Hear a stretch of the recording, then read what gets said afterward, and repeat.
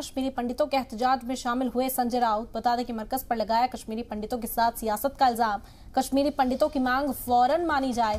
संजय राउत का बयान आपको इस वक्त बता रहे हैं। अपनी मांग को लेकर काफी दिनों से धरने पर हैं कश्मीरी पंडित और अब संजय राउत जम्मू कश्मीर पहुंचे हैं, जहां एक तरफ भारत जोड़ो यात्रा में वो शामिल हुए, साथ ही साथ कश्मीरी पंडितों के साथ खड़े नजर वो आए। उनका कहना है कि सियासत के लिए कश्मीरी पंडितों का इस्तेमाल ना हो, उनके साथ इंसाफ होना चाहिए।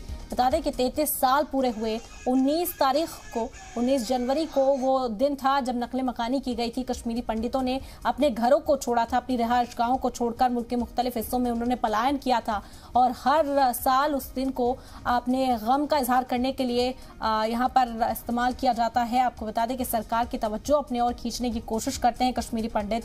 कल भी गम की लहर थी और उसके बाद लोगों का एहतजाज सामने आया। संजय राउत ने हिमायत दी है। बता दें कि इस एहतजाज में हिस्सा लेने के लिए संजय राउत पहुंचे। बाला साहब ठाकरे जी ने कहा था कि कश्मीरी पंडित और हमारा खून एक है। महाराष्ट्र के आप जो रिश्ते में लगते हो, तो जो भी हम दे सकते हैं आपको महाराष्ट्र की तरफ से देने की कोशिश बाला साहब ठाकरे जी ने की। आज बाला साहब ठाकरे नहीं है, लेकिन उनका विचार और आपके